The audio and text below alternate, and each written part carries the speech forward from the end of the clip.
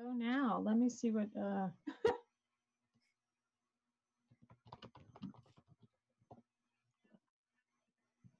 keep forgetting Elijah can hear us in the, all right.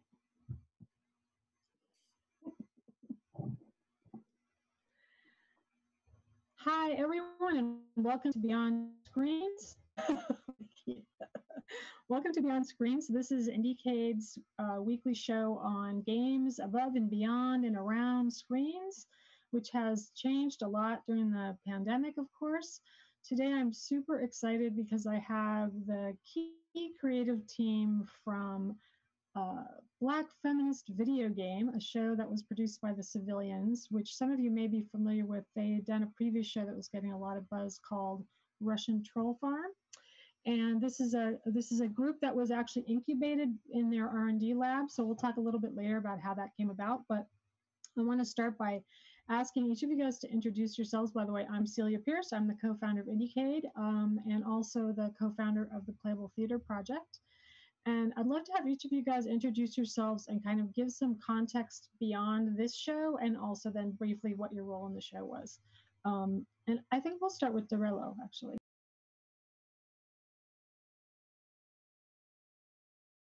Yes, you should turn your mic on, Darrel. Hi, everybody. I'm Darrel Alejandro Holnes. I am the playwright and storyteller for Black Feminist Video Game.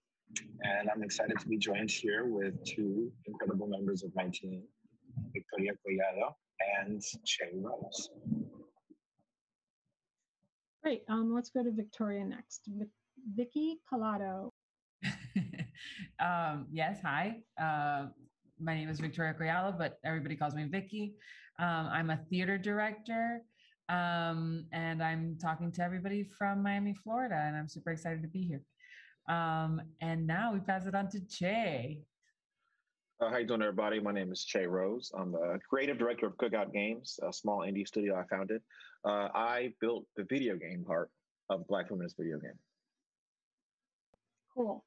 All right. I think maybe for starters, it would be great if you guys could just talk a little bit about what Black Feminist Video Game is, and then we can talk a little bit about how it came about, and then I'll have a bunch of questions and comments for you about it. So, so I understand it started out, Vicky was telling me before we started, Darrel, that you were in the Civilians R&D lab. Can you tell us a little bit about that and how the act, you know, kind of what the project is and then how it came about? Yeah, absolutely. We're getting a little bit of... So my favorite way to my favorite way to describe the project is to refer to something that Vicky said in our conversation lunch, which is that Black Feminist Video Game is part video game, part film, and part live theatrical event. And it started out in the Civilians R&D group, where I was a member in the 2019-2020 group. And the Civilians R&D group is a research and development group where theater makers of all sorts come together to make individual pieces that are based on research that each person has conducted.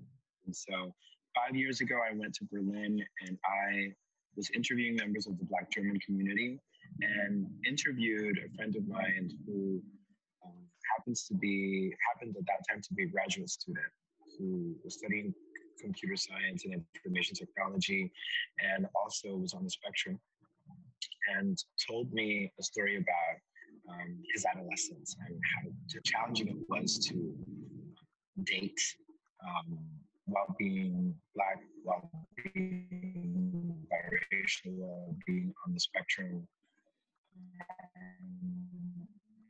And video games was a way for him to connect with, build those relationships that were such a challenge. And it reminded me of, it stuck in my head. And then years later, when I had a conversation with Che Rose about how he made an argument to me over a few years about how the best writers in the world right now are writing video games, not novels.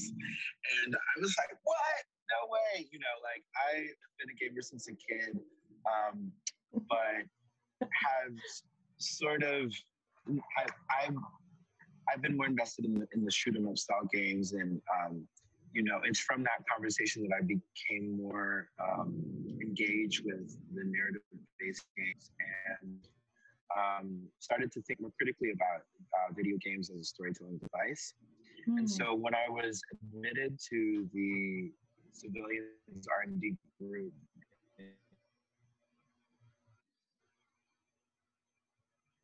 Oh, we're losing you a little bit. 2019. When I was admitted to the Civilians group in 2019, I had the opportunity to tell the story, and I knew that video game would be how I wanted to explore that, how I wanted to get that, a form I wanted to explore, you know, as I figured out how to get that out there. And then I'm going to kick it to Vicky to then talk about how the reading went and how the reading then created another opportunity for us to explore the digital form and video streaming even more. Yeah, so I came in because I got recommended, a very nice friend of ours recommended me to Darrel. And we had a reading, and it was right around the time that theaters were starting to do things.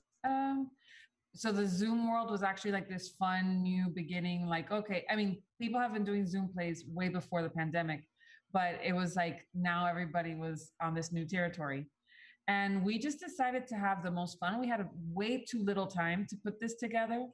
And Darrel and I were talking about the piece, and we had people, you know, two people making the chauvinismus together.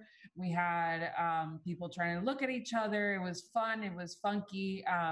Darrel ended up writing a theme song impromptu in the middle of the reading that stayed through. So now we have a theme song thanks to that reading. And we had such a good time, and the piece itself really does translate pretty well into the virtual realm. And so Steve Cosson at the Civilians was like, you know what, if this is my favorite Steve Cosson saying of Black Feminist Video Game and Darrel and I, which is like, if anybody's gonna figure out how to do theater online, it's gonna be this team. And so we were like, okay, great, yeah, do it.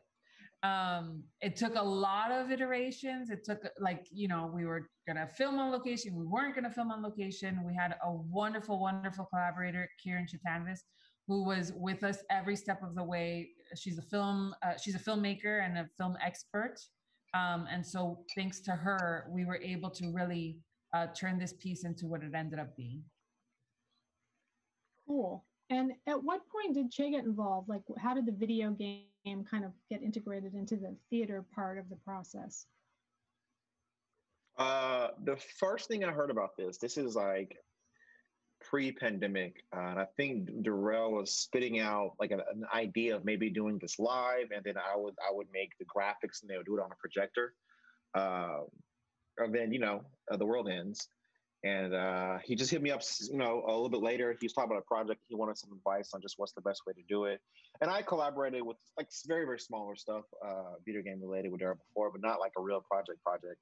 So we just talked about like the best way to do it, both aesthetically and just logistically. And again, I think a lot of stuff happened, and I was just, you know, watching Tiger King like everybody else during the early part of the pandemic. And then Darrel hit me up about this, and it was cool because, you know, me and Darrel have been friends for a very long time.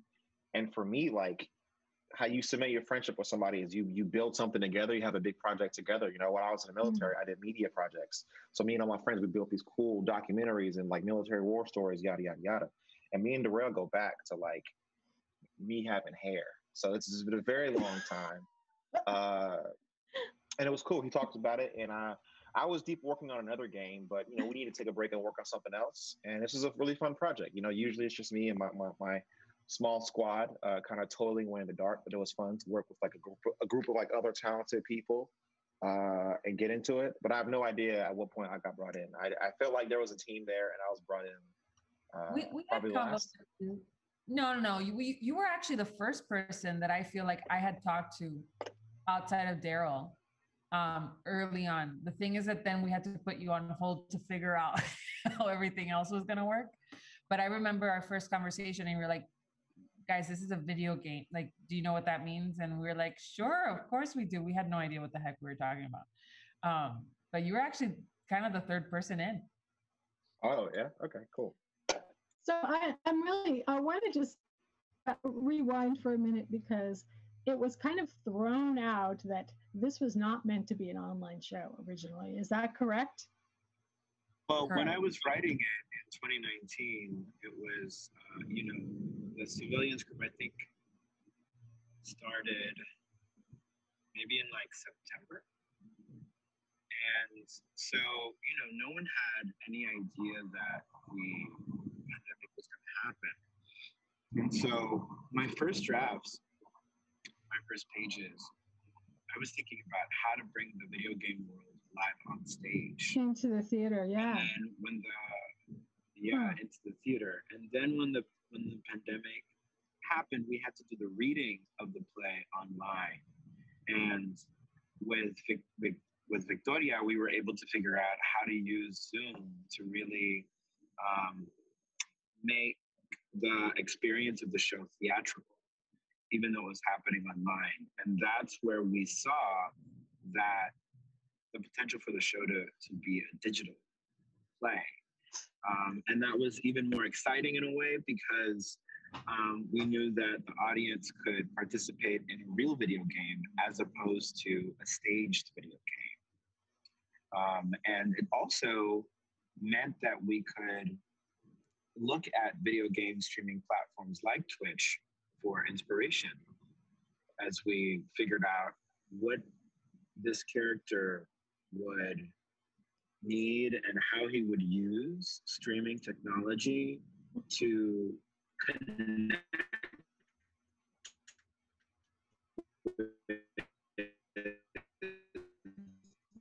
Getting a little crunchy again, Darrel. Or in this case, his sort of streaming channel. And so we looked at TikTok, et cetera, and that's how this eventually became a digital play. It makes me even more impressed with the piece, only because one of the things I'm always looking at, especially because I have a game design background, is I'm always looking at the diegetics of live online work.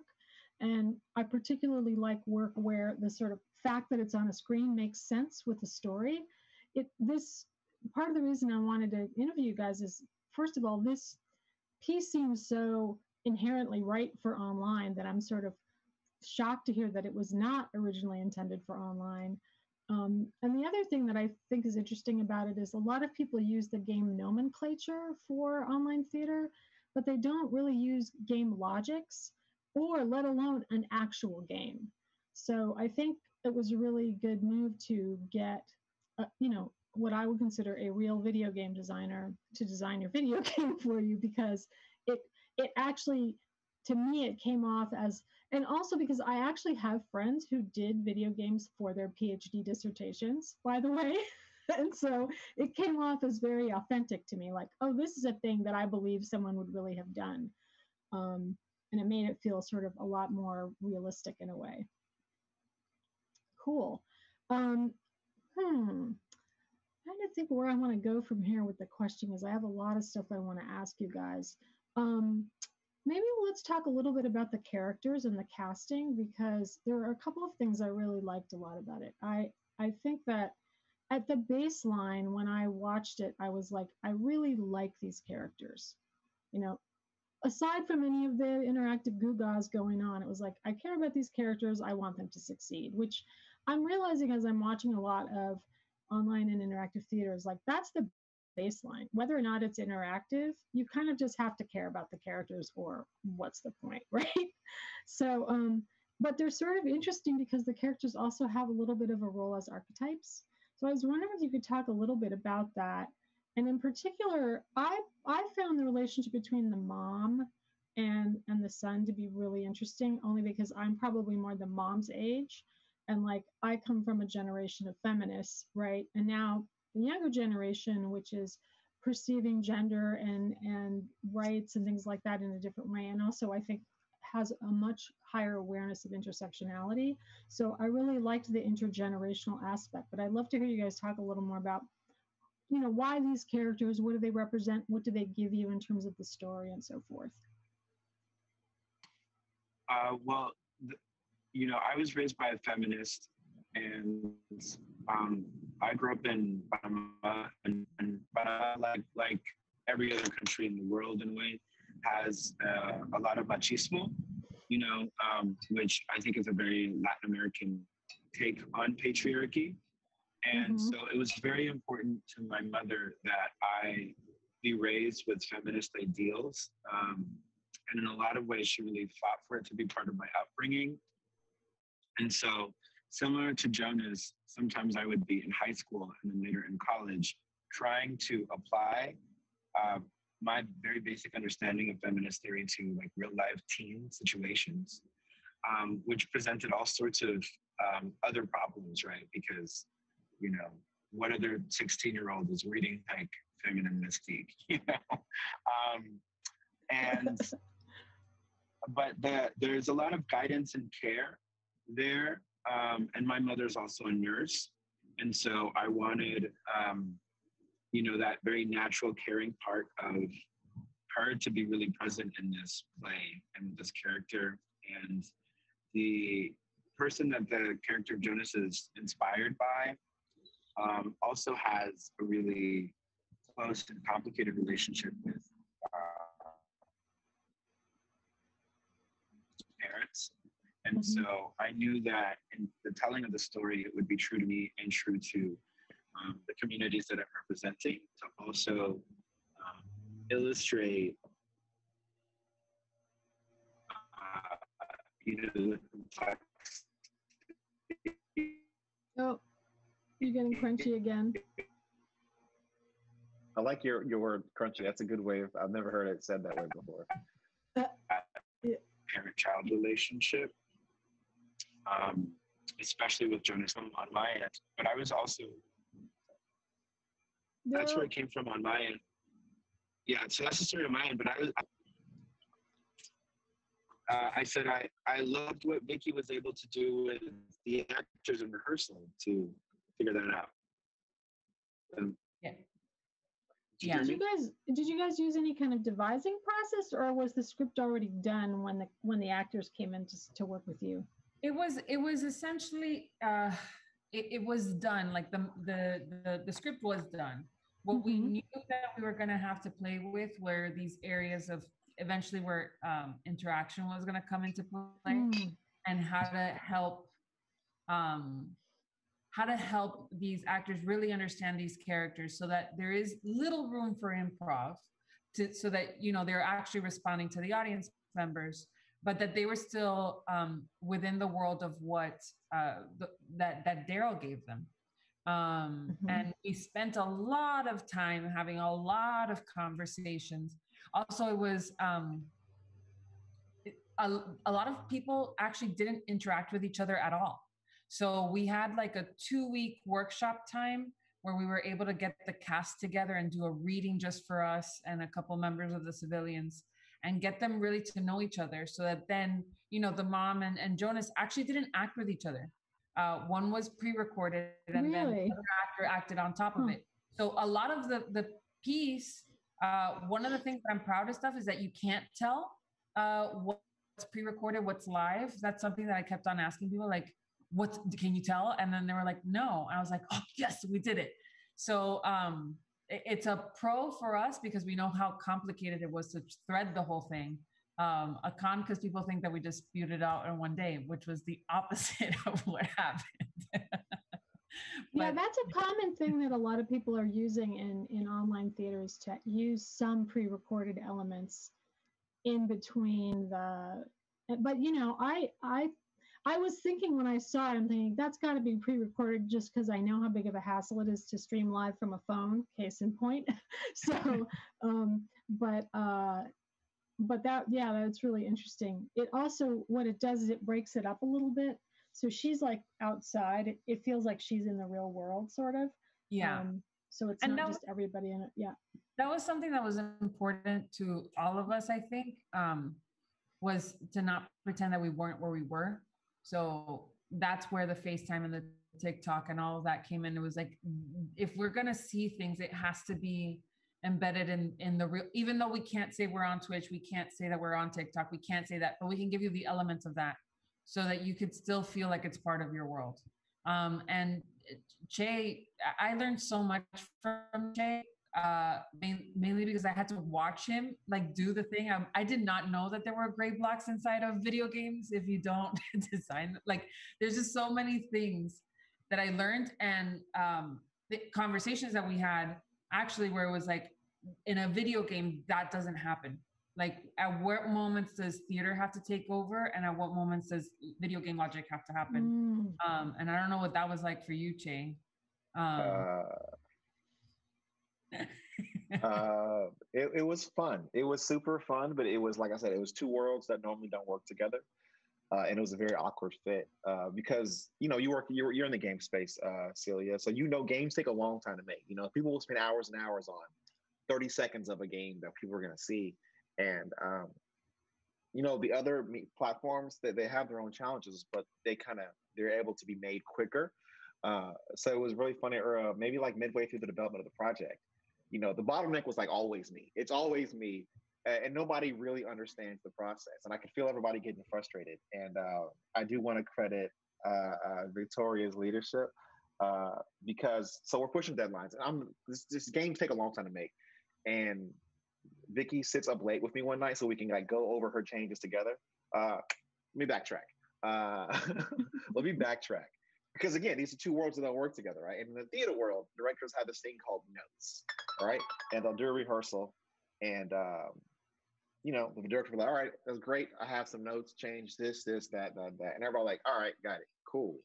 And the first time, a couple times we were going through it, Victoria, she gave me notes, and I was like, cool, but that's 30 hours. That's gonna be me on my laptop, like pounding away for a week. So eventually she sat up late with me one night to kind of go through changes with me, and she kind of saw how the sausage was made. And she was like, oh, wow, this is like really specific and very technical. And I don't know if she said to everybody else, but the next day, like everybody was so nice. Like, Che, are you okay? Do you need any way we can help? I think she pulled rank and she checked everybody because there was no more stank face. Everybody was like, oh yeah, my bad. Whatever we can do. What did you say? I want to know what you said. I've been curious about that. No, I think that it was so helpful to be like, hey, in order for Che, like in theater, I explained it exactly like I translated, which was like, hey, for me to tell an actor to move from right to left is just walk.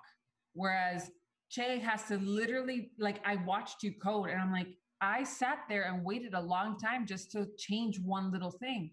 And we can't do that. We cannot afford that. Like, we'll drive Che crazy. We're going to drive ourselves crazy. So it was a little bit of that happened, but everybody was so willing to collaborate that I think it was like, once people, like, it took a second to be like, oh, okay, that's what it means. That's what it actually, like, because you think you know coding, you don't know Jack. You're like, oh, that's just people typing and things happen. And it's actually the opposite. It's like every moment. It really just slowed, it slowed all the theater people. Like, we actually had to really examine what a process is. You know, I love that you're talking about this because last summer, I was supposed to have my first like big theatrical show. I was going to do a production with Dacha. And when we were working on it, we were like, it was like at two completely different time paces. Because I'm like, I want to plan ahead and I want to do this like a year before and I want to get a grant. And they're like, no. We're not going to do anything until 2 weeks before the show. Like, everything is not quite that compact, but you know what I'm saying? Like, what you were describing, I hadn't really thought it through because I worked on theme parks and I worked on game software, all of which is a long game. You know, theme parks take decades to build, right? So, and when you said a game takes a lot of hours, I mean, that is an understatement, I think, extremely. Like, games take 5 years to make. So when you start working across disciplines, you sort of take your own time pacing for granted until you actually have to sit down with someone and go, oh, now I understand why. So like I talked to an actor a couple of months ago, and she was telling me that when you're devising, you want to make sure that you have that original cast, which is why you can't really devise a long time ahead of a show, because those people might not be available. And that was like, whoa, I hadn't even thought of that, you know? So we have to kind of be really explicit about what the disciplinary expectations are, I think. What did you guys do to solve that? Did you change the way you work together? I want to say that in many ways we did. I think that there was more of an understanding, at least on my end, and Che can tell me what he got on the other end. On my end, I knew the cost of a change. And I just want to point out that they were the first team to start working, right? Like they were the first ones to start. I mean, I'm not telling anybody anything that they don't know, and they were the last ones to really finish, because it's not like anybody was behind. And so understanding what I could ask of Che and how to solve a problem, like how to solve a theater problem in a video game world, like, is that a video game solve or is that a theater solve? Is that a film editing solve? Like there's things that I think when we finally found the stride, which was like, okay, Che actually has to record himself playing.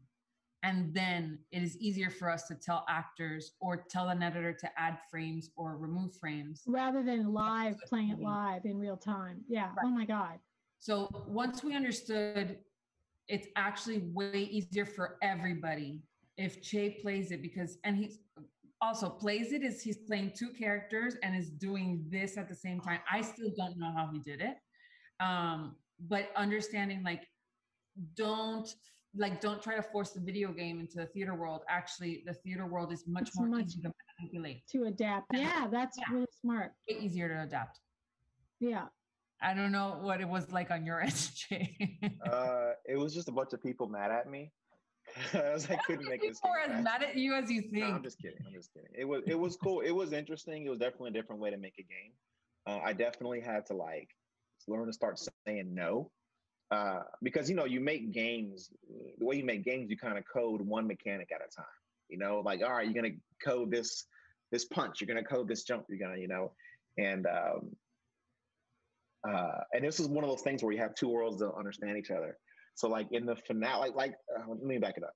I think Super Mario has maybe 12 verbs total, 12 mechanics in the whole game. It's he runs, he jumps, he swims, he throws fireballs.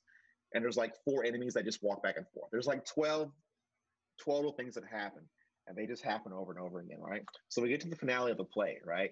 And I'm reading the script, and I just laugh and laugh. Because Darrel doesn't make video games. He just wants to make a cool story. So he had this elaborate, cut scene where the boss picks him up, and then he slams him down, and then he stomps him, and then he laughs. And it was 38 mechanics. It's 38 separate verbs. And I was me and Jocelyn alone are not Pixar Studios. So I took that elaborate description of a fight scene and I just made him punch over and over again. He's just gonna punch over and over again. There's no way I'm gonna make 38 new animations and program them to all work in sequential order. That's wild. So a lot of it was just people understanding what other people could do, and Victoria keeping a crew in check, and Darrel being in the dark when I changed his script, and everything worked out. I think at some point, there's a handful of game designers I know who've done video games for plays, basically. Mm-hmm. I used to do a panel with you guys separately to talk about the process because it's super interesting. Sorry, Darrel. Go ahead. Go ahead, Darrel. No, it's totally fine. I was just going to add that, I think when I was a student, I took a class with Mark Medoff, the playwright, who sadly passed away.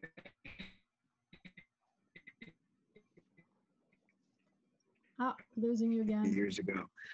And he said that would stand in the back and listen to what the audience would react to, and then make changes accordingly every day until opening. And so we had a different development process, but ultimately I knew that being a playwright means that you need to be flexible and you need to listen before you speak and before you write and listen to your team. So for me, I was happy to make changes to the script, you know, to accommodate the process, because I knew that the process is ultimately what would make the best play, right? And so I was just so grateful that, and I wanted everyone, including Shay, to have the freedom to make the kind of decisions that they needed to make in order to make this the best play experience possible. And I'm grateful for Victoria's leadership as well in, you know, making sure that there's lots of serendipity, improvisation, and joy as well. Yeah, it's a lot of moving parts. And also, I think as we're learning more about like what's going on behind the scenes and how all those pieces are put together, it makes me even more impressed with the performances, because I think they were very authentic. Like I loved what was the main character's name again? Jonas. I just immediately fell in love with him, in part because, you know, as a video game design instructor, that's my day job. I have kids. I meet kids like that all the time, and he was so charming. And I thought that the way that he addressed the audience as social family throughout the show, it made it feel really personal to me. Like, oh, he's talking to me. Like I didn't even see the show live. I watched the video of it, and I still felt like he was talking, like I was a member of his social family. I really like that device, because then it gives people sort of a way to connect directly. Like, there's a reason I'm here. You've already told me I'm a fan of this person, which I was anyway. But and he was a really good. He does have a really charming person. Like, the performance was really charming, I thought. Well, and Kristan is someone who's just like magical. Like, I didn't know this until we became Instagram friends, and I sent this to Darrel. He like does like physical things. Like, he can like flip, and like if we were gonna do this physically, we could probably actually do like a live. Like, he could actually be the fight scene. Yeah. He does voices, and he just brought a lot of heart to Jonas. And both him and Kyla, who played Sabine, both of them worked really hard at really masking all the stuff that was happening, right? Like, they were like the cute thing you looked at while everybody was doing all the things that they needed. All this other stuff in the back yeah. scene, yeah. And how they waited to know the polling and the timing. You know, the actors are in one time universe, and we are in another one. And so it was like that understanding of like how to balance that and how to do it, making it look like they're not breaking a sweat. And they both, I mean, that is some of the quickest, most authentic actors I've ever worked with. And their relationship was really believable too. Like, I was like, I think because the thing with the online theater that I find is challenging, and again, why I think it's important to think about the diegetics of the screen, is that it is very intimate. It's much more intimate than being in a large theater with a lot of people. So the intimacy between the characters also becomes super important. And even more so because they don't have their whole bodies. Like, actors just lost like 3/4 of their bodies during the pandemic, right? Everyone's just acting with their face, which must be super frustrating. But works in this, you know, because that was the premise of the story, was that it was in this, again, like, even though that wasn't originally what it was, you guys did a great job of kind of retrofitting it to this situation. Are you thinking about doing it in a theater? Yes, absolutely. We are thinking about doing it in a theater. And there's one point I was trying to make earlier. Do you mind if I circle back to that, Celia? Oh yeah, absolutely. Yeah, it was just that as a student at the University of Houston, I took a class with Mark Medoff, and he taught us that, you know, what a playwright does is that, you know, a playwright stands in the back of the audience and listens to what they're reacting to in previews and makes changes to the scripts, you know, pretty much up until opening night. And our development process was different, but I knew that in order to be a playwright in this space, I needed to be adaptable to the process and to really trust the process.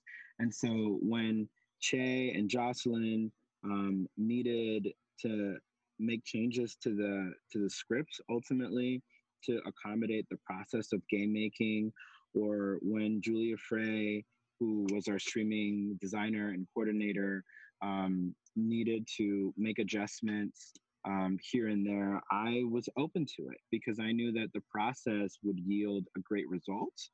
And so, I think that's important, that flexibility be baked into the script so that the actors could improvise, but also so that the designers could bring their processes into the overall process. And I also wanted to thank Victoria for her leadership, and also because this was one of the funnest plays that I ever had the experience of working on. And it was the most technically complicated process that I've ever been a part of, but her leadership helped to make this a really fun, good time, instead of it just being like, oh my gosh, how do we make a movie and a video game and a play and a live video streaming event all at the same time? It was just like, welcome to the party. Let's figure it out, And that's one of the reasons why I knew Vicky was a good choice for this project after we had worked together on the reading, because she thinks on her feet. She always says yes. And it really paid off, I think, in the process, in the ways that Shay was pointing out earlier in his comment. Yeah, I mean, I think it's really a testimony to everybody. Like, I can tell by just the way you guys are talking that you had a good time working together, but also that back and forth. Because, you could also have come at it by like, I'm the playwright and you game designer have to do what I say, right? Almost like it's a contract. But by making it more collaborative, you were able to get the game to feed back into what was happening in the play part, right? Yeah, exactly. Very cool. And the collaboration is what I love about theater. I'm also a poet, and I can write poems in my room by myself along, where I am, the writer and the designer and the director and the like whatever, but like, and that's great, and I do love that, but I love theater because it is collaborative. I want to know what you have to bring to the table. I want your ideas to be part of the conversation, So I really like that. And I also, it's funny because as I've been working with a little bit with theater people over the last couple of years, I find I really enjoy working with them because there is that like collaborative spirit that's part of discipline. But one thing that I always love is working across disciplines and not knowing what people are talking about going in, and then learning one step at a time. Like, a person will say a word that, you totally take for granted in your own discipline. I'm sure that happened with Che when you guys were working together, to be like, oh, what are you talking about? What does this mean? Even words that we use the same word for, like iterate, like might mean something different for a video game designer than a theater designer. So that's something I've spent a lot of time talking to people about, is like how do we communicate across disciplines and not run into the problem of assuming we know what the other person is talking about when we don't. I love that. I love that feeling of like figuring it out. I mean, it sounds like you guys had a lot of fun with that. We did. I mean, if I could go back, I would definitely give ourselves like, hey, in theater, we say all these things. In film, we say all these things. In video game, we say all these things. And we probably could have cut a couple hours, just a couple, of like maneuvering what does each thing mean. But it definitely, I don't know, I learned a lot. It's changed everything. And I think it was a blessing. I'm actually currently very upset with the theater structure of like, you have 2 weeks to put up a show. I think that's bogus. And I think that's something that this play did, because every change meant something, right? Like, something that was a quicker change for Darrel to write might have been a longer change for Che to actually make happen, or vice versa, or, how we can make it happen, is that it kind of slowed down, like making just impulse choices or just fix it because there's no money, or fix it because we don't have time. It slowed it down a little bit. And it really, I think, helped us all reevaluate what collaboration means. What was the total time, the development time from the time the script was done, let's say, to the completed production going live? How long did that whole thing take? Yeah, I mean, I just like to say a year because a portion of that was fundraising, which the civilians took care of. But even during that time, as we were trying to figure out what COVID protocol would allow us to do and what the budget would look like in terms of the production, I mean, we went from this being like a 10-minute proof of concept, like a 10-minute play, to being like a one act, part of a digital one act festival, to a full length that was a little more cinematic because we were going to film in person, so it's going to be like a film. To like the development process also included, like, because we were dependent on a budget and the budget kept changing, and we were dependent on COVID protocol, and COVID protocol kept changing. Yeah. I had to write different versions of the script over and over and over.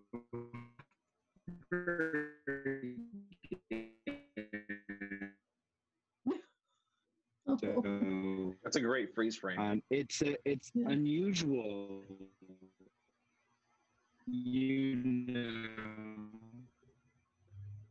Yeah. I can't tell if. But we did it. It's unusual, but we did it.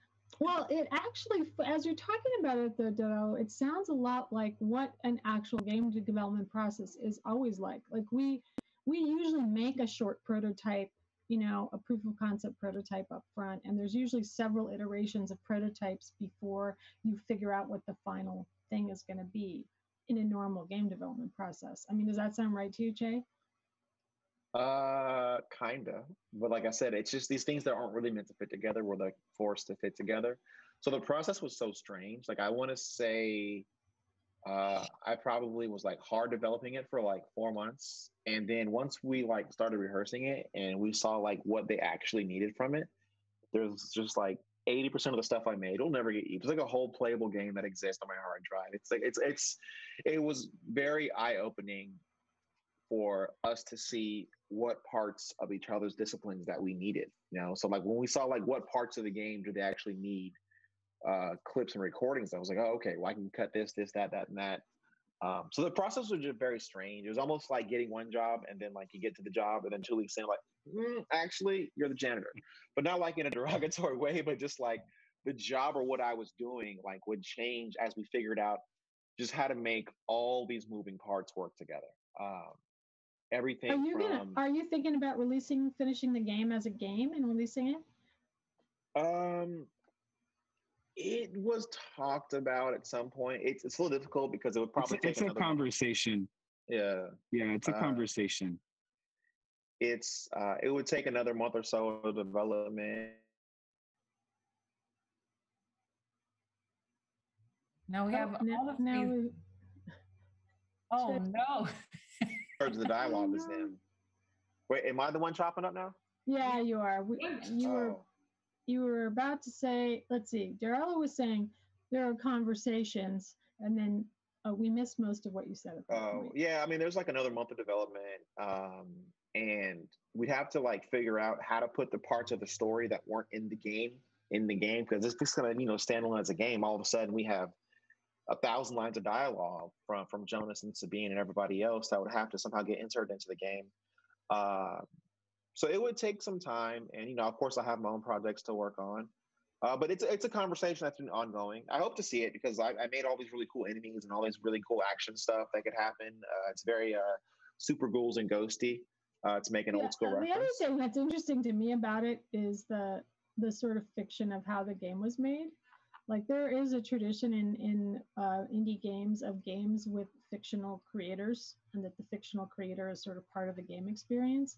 And that was one of the things I was thinking about, was like, I want to meet this person who made this game, right? Like I want to know who this person was and why they did it, So that adds another level of complexity. Maybe that's a different play. That's a different play. The making the Black Feminist Video Game. The sequel. Yeah, or the Wasn't it prequel. supposed to be a cycle at one point? Like one of three? Yeah, so it was going to be so Black Feminist Video Game was originally going to be set in Berlin because it was a story from the Black German community that inspired it, and it was going to be one of a series of plays that I was writing that of stories that were inspired by the interviews that I did there. So it was going to be part of a cycle. I think that there's a lot more to the story that we can tell. For the purpose of the digital production, we cut about 40 pages from the script. And so, which would have essentially doubled it in length, more or less. And so I think that there's more to Jonas, there's more to his mother, there's more to Jonas's relationship to Nicole, there's more with the bullies in the school. And there's more to this game. There's more to Marguerite, the game creator. And there's a whole world, both within the video game and outside of it, to continue to explore and develop. And so I hope that folks, keep this in mind and keep their eyes peeled for other versions of Black Feminist Video Game that will be coming near you soon. Nice. So I want to talk a little bit now about, and this is a little bit more hypothetical, but sort of how has the process of doing this changed your ideas and your thoughts about your discipline going forward? So specifically, like for Darrel and Vicky, like how are you now changed as theater makers by working on this project, both online, interactive with the audience, and in conjunction with the game? And then with Che, like how does being around a theater experience impact your future game making activities? Whoever wants to go first. Maybe Darrel, since you might have to leave early, you should start. Okay. I would say that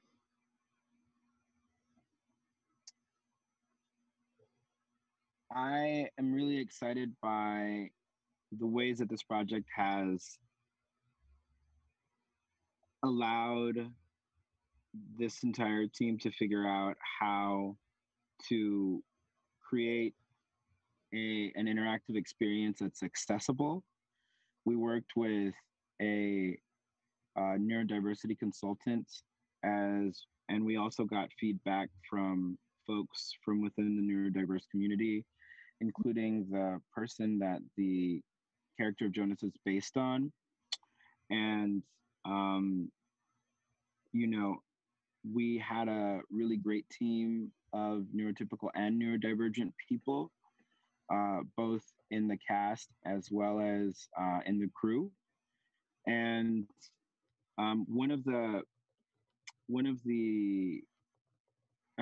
I've just gotten such great feedback from everyone, not only throughout the development, but even, after the show, from audience members about how they feel seen for the first time, how there's been no other theatrical experience that they've encountered where the person on the spectrum is a person of color, and where they're a person of color that's also not portrayed as violent, and it doesn't center the neurotypical point of view. I mean, even the game, which can read your mind, is a reflection of Jonas and the way that he thinks as a person on the spectrum. And for the first time, this is also something that people all over the world can see that I've created. I've had folks in Germany, folks in the UK, folks in Panama, folks in the Dominican Republic, folks in Mexico, all who have tuned in, seen the show, written me about it, folks in Canada, folks in Uruguay, and that's incredible. And some of them are also on the spectrum and have talked about how incredible it was to also be able to press pause and press play as needed when they were watching the recording of the piece. And so I think that using technology as a tool to gain more accessibility is what I've taken away from this. And it's one of the reasons why some of those folks prefer video games to live theater. And so being able to really see video games as a way to make theater more accessible is one of the takeaways that I have from this. And that was really a learning experience for me. Yeah, a lot of people have talked about the fact that the theater audience has expanded and become more global because theater is so regional by definition. So it's interesting that so many, I mean, I don't know if I would have been able to see this if it was in a theater wherever you all are, right? So, okay. Well, yeah, I probably wouldn't be working on it because I'm in Miami. Chay's in DC. Darrel's actually traveling around the country. So this can only car. a car. Yeah, but I think that for me, it has been kind of what does it actually mean to collaborate and to not take for granted how we communicate with each other. I think that's the big thing. It's like you can always learn from other mediums. You can always learn how other things work. I think that one of the richest, not just because Che is here, but I honestly think that one of the richest moments that will always stay in my head is those like 1 or 2 late nights that we stayed up and I watched him do the thing and understanding what every choice that he has to make and how that affects the storytelling. And also just when you have to let the forces of nature be the thing that, when the force of nature has to win and when you have to force its hands a little bit. That's kind of that's kind of what I think is the big lesson. I mean, that's kind of like the definition of being a director, isn't it? And also constantly feeling, I think the reason I collaborate so well with Darrel and with other, like some of my favorite playwrights, they have they're not scared to dream. They're not delusional, but they're not scared to ask for the dream. And so you always feel like a good sense of reliance there because you're like, the director can always get stuck in the sort of like minutia. Like I could get stuck on like, this takes this many hours for this person and this many hours for this person and 30 seconds for this person. And you always have that one person who's like, but Vicky, do you remember the dream? And you're like, yeah, that's right. We have a dream. How do we go back to that dream? Yes. Right, okay. right. Like it's the person that always brings you back.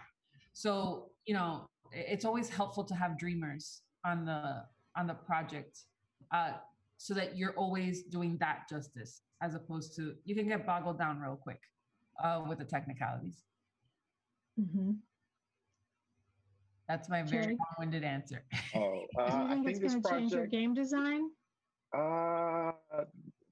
I think that this has changed the way I look at collaborative processes. You know, in my career as a game developer, most of what I'd done, if it was contract work, it was I'm just giving them what they want exactly. My heart wasn't in it. It was just, you know, an educational thing, a museum thing, you know, the kind of stuff that you kind of get coming out of like, you know, game design at an academic level. But like seeing how other people like collaborate and how like other people's vision can improve the product. I promise you, in the next 5 years, Victoria is going to pick up directing a game project. I promise. I know she will. I know she will because she was so good with it. And there's so few talented people out there that can help you tell your story. That's why, you know, most of the games you play are just Call of Duty, bro fantasy stuff. And it's not really engaged happening. And that's because you need people that have the vision and know how to collaborate with people. So really, it just expanded my look at the creative process. And then, you know, another thing is just, it's really remotivated me to work on my projects. You know, I have my own game that I've been working on for a couple of years that also happens to be a Black feminist video game. And, you know, spending a few months really grinding to, you know, realize Darrel and Vicky's dream really motivated me. So like, as soon as that project was done, I'm like, all right, I got to get mine out there. I'm ready. I gotta show what I can do. So I'm definitely extra motivated after, you know, helping, you know, bring their vision to life, and excited to just get to my own, and then looking for the next opportunity, and then me and Darrel get to make something dope together, and looking to see when Vicky's going to come on board and direct my game. But that's really it, man. Just like learning the collaborative process. I've typically run my own ship. So everyone, no one really says anything creatively unless it's like Jocelyn. But so yeah, man, like having other smart people in the room has been great. So there's one more question in the chat, but I wanted to just follow up with a quick follow-up as part of this question, which is also about specifically to Vicky and Darrel about audience agency. Like, how do you think you're gonna think about audience agency as part of your craft going forward? I mean, it's always on my mind. I can't wait to work on a piece where we're in actual full-time conversation with the audience. That to me is one of my life goals. And so this game, I think this gameplay movie really was like the simplest form. I think that if we had more time, I think that we would have even gone crazier with what it meant to have interaction and really actually lean a lot on the video game team on what does it mean to create the boundaries for where the audience can move. But again, budget and time does this. But I think that what this gave was like, what is the groundwork? What is the foundation? How does it actually work? But I mean, I'm all in for audience interaction, immersive, bring them all together. That's my kind of jam. How about you, Dan? Yeah, I've always thought that theater was a place to find community and was a place to foster community. And so this play has confirmed a lot of that for me. And it means that going forward, I'm going to make community and community engagement even more of a priority. And I think that there's a lot of agency for the audience in that. Yeah, very cool. There's one question in the chat about funding. How was the project funded? What was that process like? I believe it was a ton of grants that were applied for. The civilians would be the best people to answer that question. But usually for us, it's a lot of pitching. It's a lot of like, hey, do you like it? Hey, give us some money. It's a good tax write-off, or, it's a big process, and the funding process of this alone and that sort of expansion, reduction of the process, like that sort of massaging of the machine, if you will, you just forget how much it influences creativity and what it does. And I think, the play wouldn't have even been set. Jonas technically wouldn't have been in Miami if it weren't for that one moment where we thought we had a little bit more budget to have people in the same place at the same time. Oh. Is that where you were going to stage it originally, Miami? That was actually from a funding perspective. It was the easiest place for us to all come down. We didn't have the weather to mess with. Florida was much easier with the COVID protocols. I had done a filming project and had already tested out what that was like. But then it was like, how were we going to make it all happen? And so that actually was like, it just influenced so much that process. Interesting. And just out of curiosity, so you were saying there were grants, were there also like individual donors? Yeah, I think that's really a civilians question. Because they did most of the fundraising. They did most of the fundraising, and the part of it that we were involved in was, either writing up a synopsis of the play or putting together like a vision statement that they would then incorporate into some of the grants that they were applying for. They also were able to build a virtual tour for the show. So we had 3 theaters supporting us. Center Theater Group in Los Angeles, 59 East 59th Theaters in New York, and OSF, Oregon Shakespeare Festival in Ashland, Oregon. And then there was also a co-commission from the Williams Center for the Arts at Lafayette College. And I know that we also received funds from the Venturous Theater Fund as well. And so, you know, that's as much as I know, certainly, to say. And I think any sort of follow-up, whoever may be asking the question, you know, could easily reach out to the civilians for a sort of like a, how do we do this kind of, you know, question. Yeah, I'm sure that they'll be happy to respond. Cool. Great. I think that's all I've got, unless you guys have anything else you wanted to talk about. That's it for me, but this has really been wonderful. I'm so glad to have been part of this conversation and to also have this streamed on Twitch. You know, I'm super excited. It was great having you guys. Thank you so much for joining us. And also, so you know that this will be recorded on our Twitch archive for a little while. So if you know people that want to see it, the show tends to get a lot of post hits. We usually have a medium to small size audience for the live show, but then a lot of people will look at the video later. So if you know anybody that you think will be interested, feel free to share. And it was so fun, you guys. Thank you so much. And Darrel, thank you so much for, in spite of the fact that you were in momentum or whatever, that you're in the car, you're still able to join us, was really great. So, and I'll be in touch with you guys as well about other stuff. So thank you so much for joining us. Thank you so much, Celia. Thank you. Thank you. This was dope.